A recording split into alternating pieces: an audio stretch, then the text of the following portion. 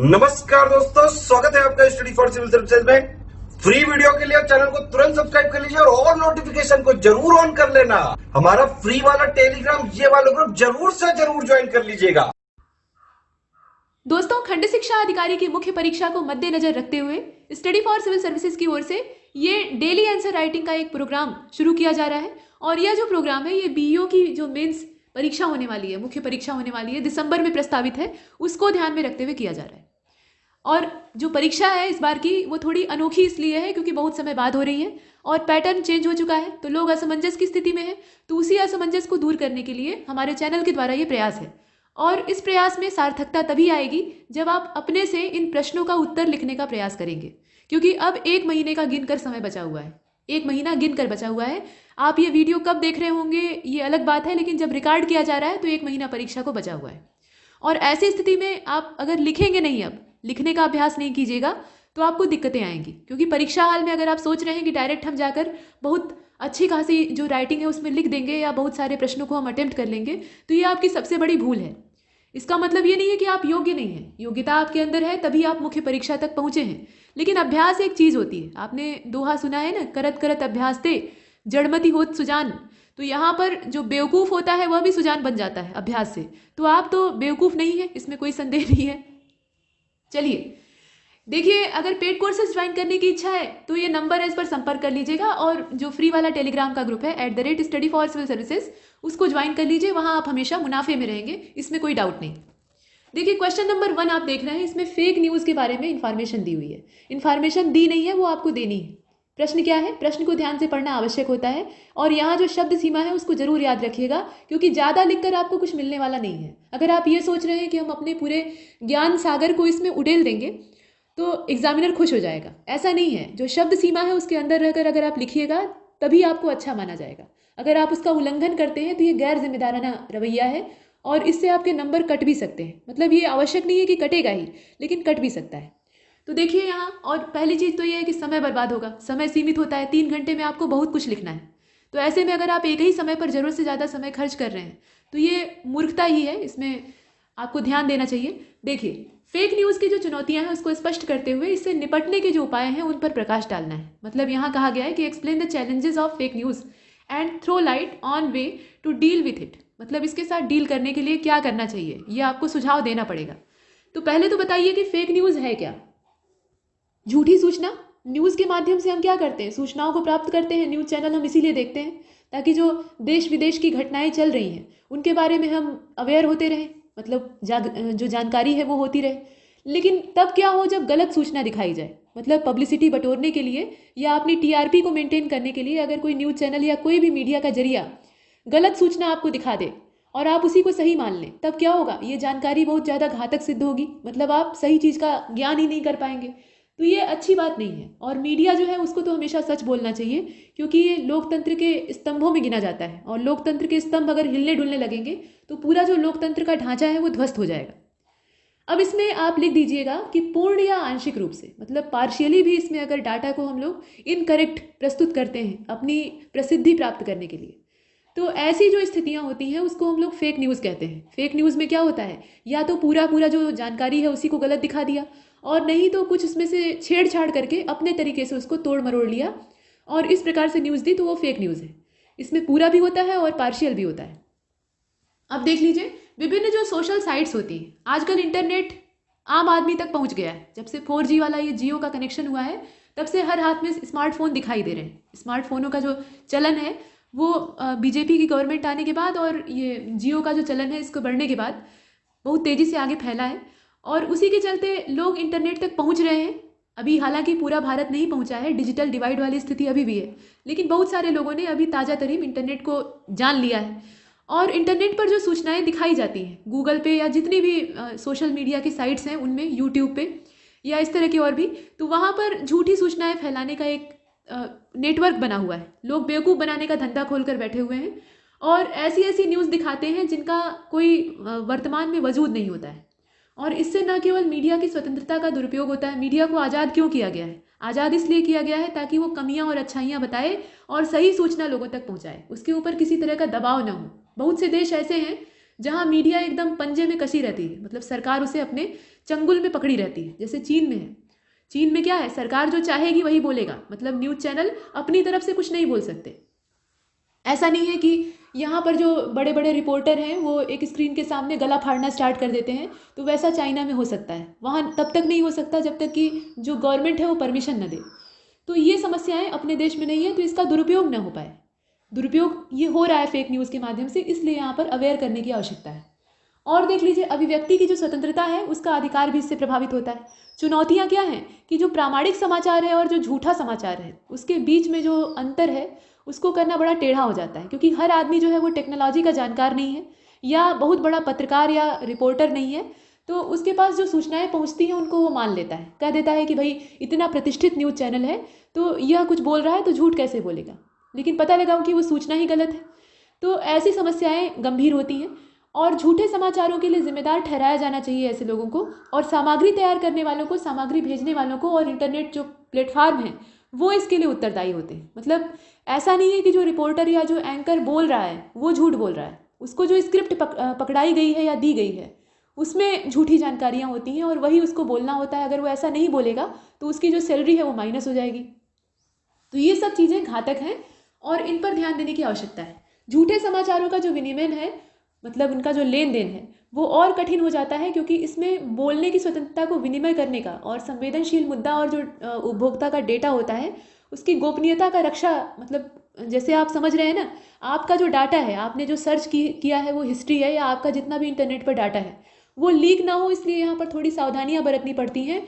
और इसी को जो सोशल मीडिया प्लेटफार्म होते हैं वो गलत जानकारी दिखाने के लिए ढाल के तौर पे इस्तेमाल करते हैं, मतलब अपनी शील्ड बना लेते हैं और उसकी आड़ में छिप कर फेक न्यूज़ दिखाते हैं। तो ये सब चीज़ें आप लिख दीजिएगा। और निपटने के उपाय क्या हो सकते हैं, तो इसमें यूनाइटेड किंगडम की जो संसदीय समिति है उसने सुझाव दिया है कि झूठे समाचारों के खतरे को कम करने के लिए सरकार को जो प्रौद्योगिकी कंपनियां हैं, यानी जो टेक्नोलॉजी से जुड़ी हुई कंपनीज हैं, उनके द्वारा किए जाने वाले सुरक्षा उपायों को अपनाना चाहिए। और जर्मनी के बारे में अगर देखा जाए तो जर्मनी का नेटवर्क प्रवर्तन अधिनियम सोशल मीडिया प्लेटफार्म को झूठे समाचार, विशेषकर जो नफरत फैलाने वाले इस तरह की चीज़ें हैं, उनको हटाने के लिए और ब्लॉक करने की अनुमति देता है। ये बात है। और भारत क्या कर रहा है, तो भारत में सूचना और प्रसारण मंत्रालय जो है उसने हाल में एक प्रेस कॉन्फ्रेंस की है, प्रेस विज्ञप्ति जारी की है और इसमें पत्रकारों के प्रत्यावर्तन से संबंधित जो दिशा निर्देश हैं उनमें संशोधन करने की घोषणा की। मतलब इसमें पूरा जो घोषणा की थी वो मौजूद थी ताकि यह सुनिश्चित किया जा सके, ताकि मतलब सुनिश्चित किस चीज़ को करना है कि झूठे समाचार की रिपोर्टिंग ना हो और आरोपी पत्रकार जो हैं उनको, उनसे जो प्रेस का सर्टिफिकेट है वो वापस ले लिया जाए। लेकिन पूरे देश में जब प्रतिक्रिया इसकी बहुत ज़्यादा ज़बरदस्त होती है, मतलब यहाँ सरकार ऐसा प्रयास करती है लेकिन प्रदेश में, पूरे देश में इसके प्रति जो लोगों का एक तरह से रिप्लाई होता है वो अच्छा नहीं आता है, तो उसके बाद इस विज्ञप्ति को वापस ले लिया जाता है। तो प्रयास तो होते हैं लेकिन फिर ठप हो जाते हैं, तो एक सार्थक प्रयास करने की आवश्यकता है। अगला प्रश्न देखिए, यहाँ पर कहा गया कि पारदर्शिता और जवाबदेही, यानी जो ट्रांसपेरेंसी है और इसके अलावा अकाउंटेबिलिटी है, उसके बारे में आपको बताना है। और एक चीज़ और है कि न्यायपूर्ण प्रशासन, जो न्यायपूर्ण प्रशासन है उसकी स्थापना की ये पूर्व शर्तें हैं। मतलब अगर जो प्रशासन है उसके अंदर जस्टिस होगा, मतलब न्याय होगा, तो उसको यहाँ मेंटेन करने के लिए आवश्यकता होगी पारदर्शिता की, यानी ट्रांसपेरेंसी की, और उसके साथ साथ उत्तरदायित्व यानी जवाबदेही की। तो इसी को आपको विवेचना करनी है, यानी इस पर एक टिप्पणी आपको लिखनी है। तो टिप्पणी जब लिखी जाती है तो उसमें आपको अपनी तरफ से जो विचार हैं वो भरने होते हैं, यानी अपने निजी विचारों को उसमें साझा करना होता है। लेकिन विचार संतुलित होने चाहिए, यानी कि मनमाना आरोप प्रत्यारोप आपने कर दिया।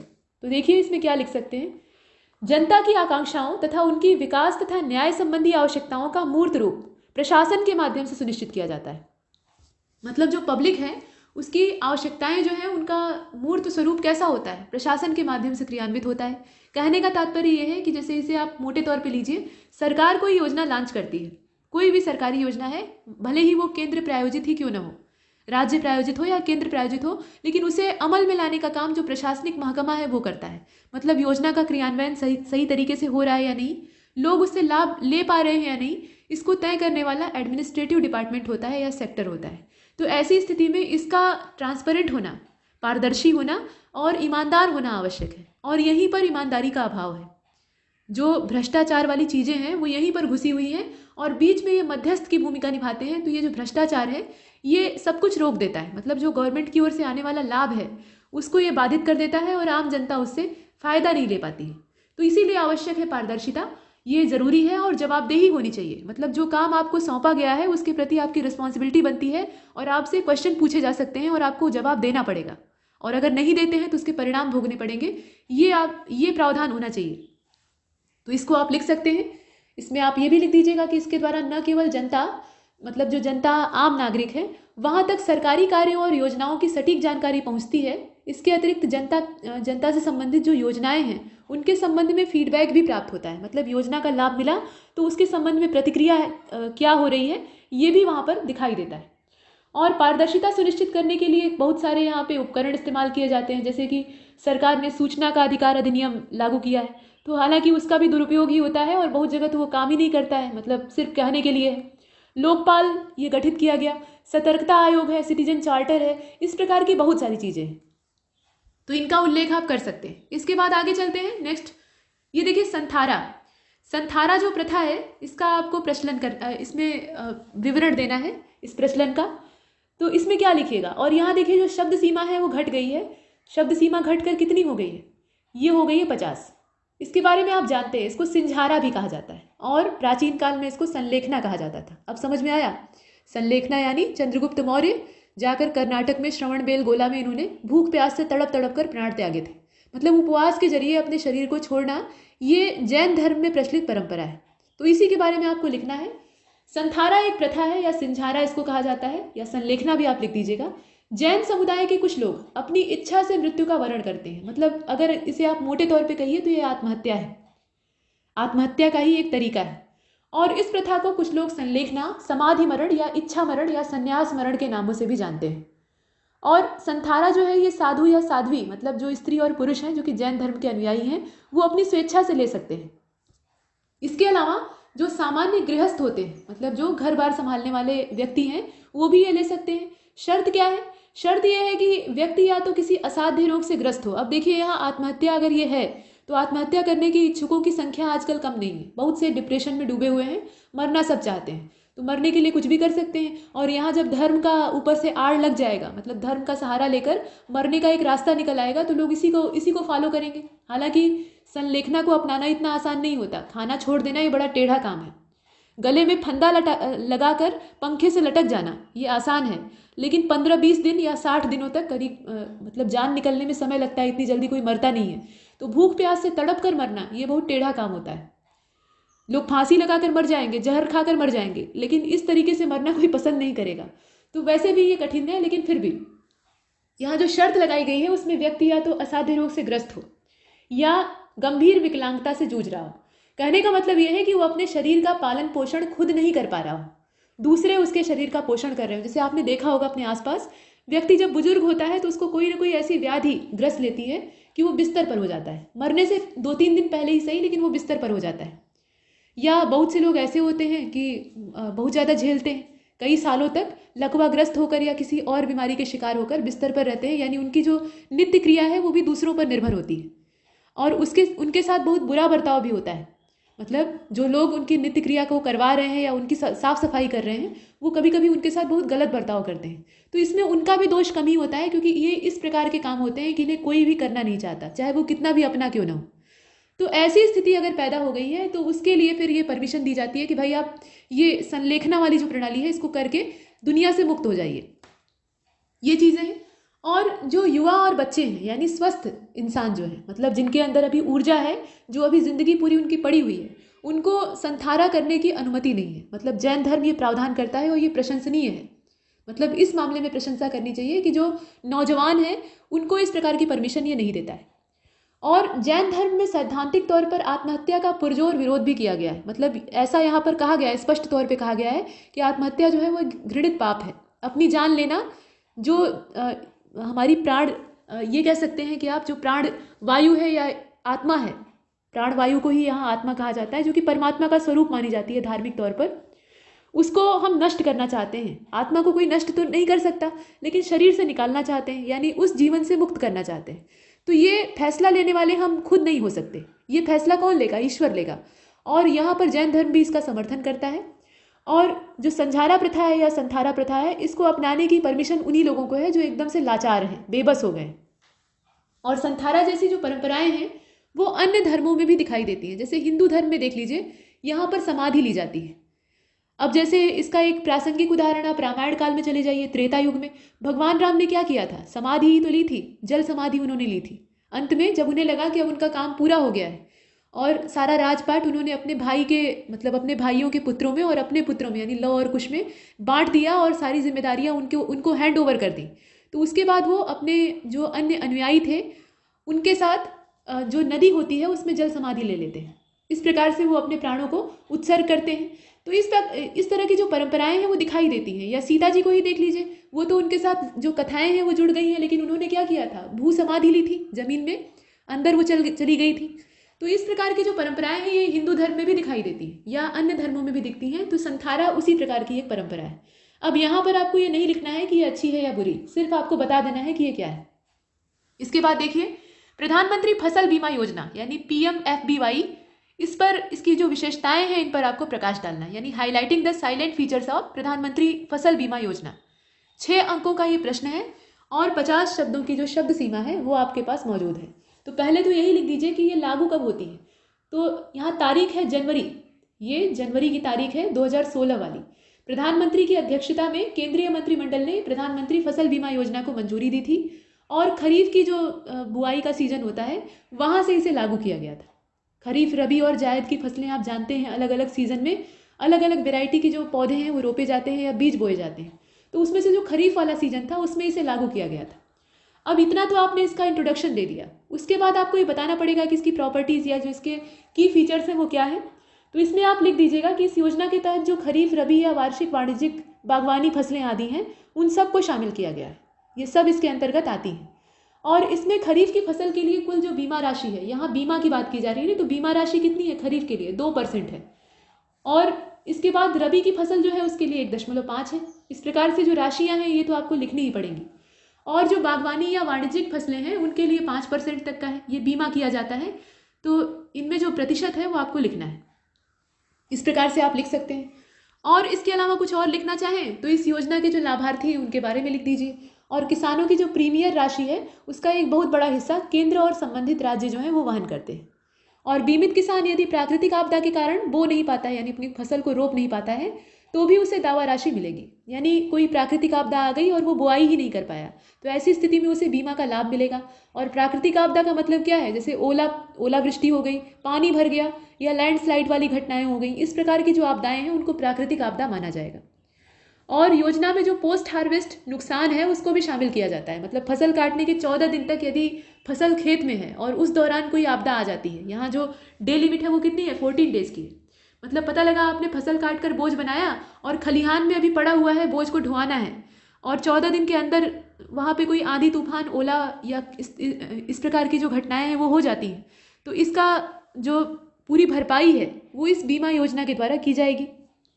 इसके अलावा जो रिमोट सेंसिंग टेक्नोलॉजी है उसका इस्तेमाल करके जो फसल का नुकसान हुआ है उसका अंदाज़ा लगाया जाएगा ताकि सटीक अनुमान लग सके। और फसल कटाई प्रयोग के जो आंकड़े हैं वो तत्काल स्मार्टफोन से अपलोड कराए जाते हैं। तो इसमें जो सूचना प्रौद्योगिकी है या नवीनतम प्रौद्योगिकी है उसका इस्तेमाल किया जाता है। इस प्रकार से आप बहुत सारी चीज़ें शामिल कर सकते हैं। नेक्स्ट, इसमें आप देख रहे हैं मिशन वृक्षारोपण 2020 और ये उत्तर प्रदेश का है, तो महत्वपूर्ण है। उत्तर प्रदेश से ही संबंधित परीक्षाओं को आप देने जा रहे हैं।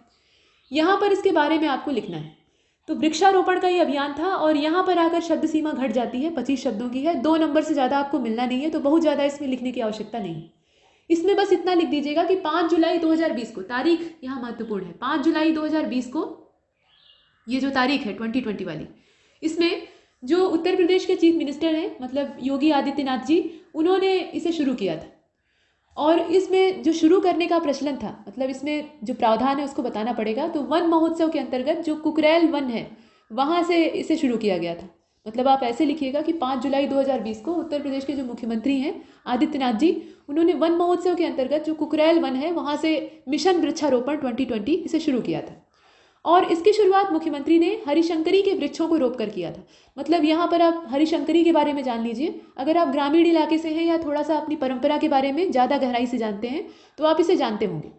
लेकिन जो आधुनिकता से लैस युवा हैं आजकल के, तो उन्हें बताना थोड़ा टेढ़ा हो जाता है। आपने बरगद, पीपल और पाकड़ के वृक्षों को देखा है? बरगद और पीपल तो देखे होंगे, पाकड़ देखा है कि नहीं? इसे कहा जाता है पकड़ी और शुद्ध भाषा में कहा जाता है पाकड़। तो तीनों को मिलाकर, तीनों के एक ही साइज के पौधे लिए जाते हैं। पहले हमारे प्राचीन भारत में ये परंपरा थी, इसे पुण्य का काम माना जाता था। तो तीनों को एक साथ मिलाकर एक ही जगह पर रोपा जाता है। मतलब मान लीजिए 5 इंच का एक पीपल का पौधा लिया, 5 इंच का एक बरगद का पौधा लिया और 5 ही इंच का एक पाकड़ लिया, और तीनों को एक साथ मिलाकर एक ही गड्ढा खोदकर उसमें रोप दिया। और उसके बाद उसका पोषण करिए। सिर्फ रोपना ही पर्याप्त नहीं है, उसको सुरक्षा दीजिए जब तक कि वो सक्षम न हो जाए। तो ये जो पौधे होते थे, संयुक्त रूप से इन्हें हरिशंकरी कहा जाता था। कहा जाता था कि इसमें ब्रह्मा, विष्णु और महेश जो त्रिदेव हैं वो निवास करते हैं। और पुराने समय में जिनके यहाँ वंश वृद्धि नहीं होती थी, मतलब वंश का नाश होने की नौबत आ जाती थी, यानी लड़के बच्चे जीते नहीं थे, तो ऐसे लोग भी हरिशंकरी लगाते थे। ये पुण्य का काम माना जाता था। ऐसा क्यों? क्योंकि ये जो पौधे होते हैं तीनों मिलकर हमेशा सदाबहार बने रहते हैं। मतलब ये हमेशा फल या छाया जो है वो जीव जंतुओं को देते हैं। और मतलब मान लीजिए किसी एक का पतझड़ होता है तो दूसरा जो है वो पत्तियों से लैस रहता है, यानी ये कभी गंजे नहीं होते और ये स्थितियाँ अच्छी होती हैं। और पर्यावरण के लिए तो अच्छे ही हैं, बताने की आवश्यकता ही नहीं है कि बरगद, पीपल और पाकड़ ये इन्वायरमेंट को कितना सपोर्ट करते हैं। तो इस प्रकार के जो धार्मिक परंपरा से जुड़े हुए वृक्ष हैं, इनका वैज्ञानिक महत्व भी है। तो यहीं से शुरुआत होती है। इतना आप लिख दीजिएगा। और हरिशंकरी में क्या होता है ये भी लिख दीजिएगा कि पीपल, बरगद और पाकड़ को मिलाकर एक ही साइज के पौधे होने चाहिए और एक साथ रोपे हुए होने चाहिए। ये शर्त है। ये नहीं कि पीपल पहले लगा दिया, उसके बाद 1 हफ्ते बाद बरगद लगा दिया और उसके बाद 2 महीने बाद पाकड़ ले आकर रोप दिया। तो इसमें होगा ये कि पीपल बहुत तेज फैलता है, तो वो बरगद और पाकड़ को दबाकर मार डालेगा और अपने वहाँ पर बैठ जाएगा। तो इस प्रकार की स्थितियाँ पैदा हो सकती हैं, इसलिए साथ में रोपा जाता है। अब आगे चलते हैं। ये देखिए राहत इंदौरी, इनके बारे में आपको लिखना है। ये व्यक्तित्व है, आप जानते होंगे इनके बारे में। बताइए राहत इंदौरी कौन है? इनका अभी हाल ही में निधन हो गया है, तो इसलिए ये चर्चित हैं। अब हाल में कब? तो 11 अगस्त 2020 को इनका निधन हुआ और उस समय इनकी जो आयु थी वो 70 साल की थी। तो 70 साल न तो बहुत कम आयु है, न बहुत ज़्यादा है, लेकिन ये व्यक्तित्व अच्छे थे। किस क्षेत्र में जाने जाते थे? तो उर्दू के ये प्रसिद्ध शायर थे, शायरी किया करते थे उर्दू की, और गीतकार थे। इनका नाम है राहत इंदौरी। और इनका जन्म कहाँ पर हुआ था? किसी महान व्यक्ति की जब मृत्यु होती है तो उसके जन्म स्थान से शुरू करते हैं। जन्म स्थान इनका जो है 1 जनवरी, पहले तो तारीख जान लीजिए, 1 जनवरी 1950 को ये पैदा हुए थे। 1950 में ही हमारा संविधान लागू हुआ था 26 जनवरी को, तो उससे पहले ही इनका जन्म हो चुका था।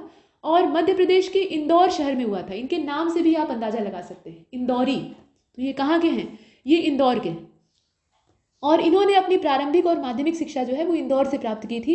और बाद में जो ग्रेजुएशन और पीजी है वो डिग्री प्राप्त करने के लिए ये मध्य प्रदेश के जो भोज विश्वविद्यालय हैं वहाँ से संपर्क करते हैं। मतलब इनका जो शिक्षा दीक्षा वाला काम है वो कहाँ से होता है? वो एमपी से ही होता है। और उर्दू में मुशायरा विषय पर पीएचडी इन्होंने की थी, शोध कार्य किया था। शोध कार्य में कोई एक विषय चुनना होता है, तो उर्दू में मुशायरा ये इनका विषय था। और आर्थिक संकट के कारण इनका जो बचपन है वो काफ़ी कठिनाइयों से गुजरता है। तो जितने भी महान व्यक्तित्व हैं उन्होंने बचपन में संघर्ष किया होता है, या पूरी ज़िंदगी ही उनकी स्ट्रगल करने में गुजर जाती है। और इसके बावजूद, जैसे कहा जाता है ना कि सोने को जब आग में डालिए तो वो और चमकने लगता है, खरा सोना, तो वैसे ही खरे सोने ये लोग होते हैं। मतलब विपत्तियों की आँच जितनी ज़्यादा इनके ऊपर पड़ती है उतने ही और ये चमक कर सामने आते हैं। तो यहाँ इनके साथ भी ऐसा ही था। मतलब इनका जो बचपन है वो बड़ी ही कठिनाइयों से गुजरा था। तंगी, जो आर्थिक तंगी है वो थी। और मात्र 10 वर्ष की उम्र में, मतलब 10 साल की इनकी उम्र थी, बच्चों की खेलने की उम्र होती है, इसमें इन्होंने साइन पेंटर के तौर पे काम करना शुरू कर दिया कमाने के लिए। और अपनी शिक्षा समाप्त करने के बाद राहत इंदौरी ने जो मध्य प्रदेश का इंदौर है वहाँ के ही एक कॉलेज में उर्दू साहित्य के शिक्षक के तौर पर काम शुरू किया। आर्थिक तंगी इन्हें बार बार काम करने के लिए उकसाती थी। और उर्दू शायरी के अलावा इन्हें हिंदी के फिल्म उद्योग में एक प्रसिद्ध गीत लेखक के तौर पे भी जाना जाता है। इनके बहुत सारे गाने आपने सुने होंगे। मतलब गीत लेखन का ये काम करते थे, गाने का नहीं। गायक अलग होते हैं, लेखक अलग होते हैं। लेखक ज़्यादा महत्वपूर्ण होते हैं, गायक तो सिर्फ सुर अलापते हैं। तो चलिए अब आगे चलते हैं। अगला देखिए, अजमल सुल्तानपुरी। अब ये सुल्तानपुर के हैं, इसमें कोई संदेह नहीं है। तो आइए इनके बारे में देखते हैं। अजमल सुल्तानपुरी, इनके बारे में आप कुछ जानते हैं? ये भी उर्दू भाषा के ही भारतीय कवि हैं। अभी पीछे आपने उर्दू के ही शायर को देखा है, अब ये भी हैं। 1923 में इनका जन्म होता है और 29 जनवरी 2020 को इनकी मृत्यु हो जाती है। और इसके बाद देख लीजिए, यह उत्तर प्रदेश के सुल्तानपुर जिले के हरखपुर के मूल निवासी थे, यानी ये यूपी के रहने वाले थे, तो और ज़्यादा इंपॉर्टेंट हो जाते हैं। 1967 में इन्हें गांव के कुछ लोगों के द्वारा पीटा गया था, क्योंकि यह सामाजिक भेदभाव का विरोध करने की कोशिश कर रहे थे। और उसके बाद क्या हुआ कि अपना गांव छोड़कर सुल्तानपुर चले जाते हैं और कभी भी हरखपुर वापस लौटकर नहीं जाते हैं। तो सामाजिक जो विरोध है उसका इन्हें सामना करना पड़ता है। और इसमें इन्होंने जो मेरा हिंदुस्तान और इसके अलावा आगर मुख्य तेरा शाहजहां, इस प्रकार की लोकप्रिय कविताओं को यहाँ आकार दिया है।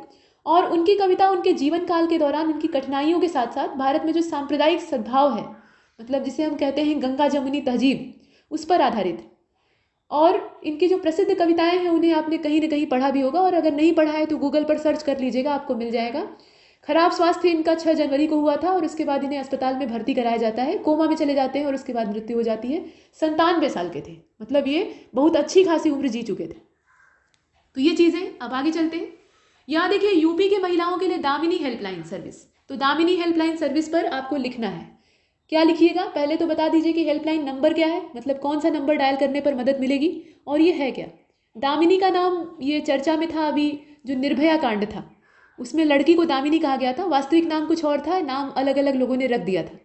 वो गैंगरेप का शिकार होती है और उसके बाद बड़ी ही नृशंसता के साथ उसे घायल किया जाता है और अंत में उसकी मृत्यु हो जाती है। मतलब मारा नहीं जाता है, मारने का प्रयास किया जाता है और बहुत गंभीर रूप से घायल करते हैं, और अंत में अस्पताल में जूझते हुए सिंगापुर में जाती है और वहाँ उसकी मृत्यु हो जाती है। तो उसी के चलते ये दामिनी हेल्पलाइन वाला चलाया गया था। फिलहाल हाल ही में उत्तर प्रदेश राज्य सड़क परिवहन जो है, मतलब UPSRTC, उसके बारे में कहा जा रहा है, उसने महिलाओं की सुरक्षा को ध्यान में रखते हुए दामिनी नाम से कॉलिंग और व्हाट्सएप हेल्पलाइन सेवा शुरू की है। मतलब इस हेल्पलाइन नंबर पर आप कॉल भी कर सकते हैं और व्हाट्सएप के जरिए संदेश भी भेज सकते हैं, दोनों चीज़ें हैं। और अधिकारियों के हिसाब से यह जो हेल्पलाइन सेवा है, इसका जो हेल्पलाइन नंबर है उसको भी देख लीजिए, ये है 81142 और उसके बाद यहाँ पर 5 बार 7 है, इस प्रकार से ये नंबर है, इस पर आप संपर्क कर सकते हैं। महिलाएं जो है वो सुबह 9 बजे से लेकर शाम 6 बजे तक अपनी शिकायत दर्ज कर सकती हैं। तो ये अच्छी पहल है तो सही, लेकिन दिक्कत क्या है कि यहाँ समय सीमित है, मतलब रात को जो शाम का 6 बजे है वहीं तक शिकायतें दर्ज की जा सकती हैं, रात वाली जो व्यवस्था है वो इसमें नहीं है, तो ये इसकी खामी है। इसके बाद आगे चलते हैं, तो आगे चलने की आवश्यकता नहीं है, इस जो आज का वीडियो है यही कंप्लीट होता है। 25 शब्दों वाले प्रश्नों के साथ हमने समापन किया है और शुरुआत हमने 125 से की थी। तो यह जो डेली आंसर राइटिंग वाला प्रोग्राम है, इसमें इसी प्रकार के प्रश्न आपको मिलते रहेंगे, कुछ बहुत बड़े, कुछ मध्यम आकार के और कुछ बहुत छोटे। इनके जरिए आप अभ्यास करेंगे और अपने से लिखने की कोशिश जरूर करिएगा। जितने प्रश्न आपने यहाँ देखे हैं, ये जितने भी प्रश्न आप देख रहे हैं, इन्हें अपने से लिखने का प्रयास करिएगा। देखिए आप खुद से कितने अच्छे ढंग से लिख पाते हैं, और समय सीमा का ध्यान दीजिएगा, जो समय है उसको सीमित करके यहाँ प्रयास करिए। तो इसमें इतना ही है और तब तक के लिए नमस्कार।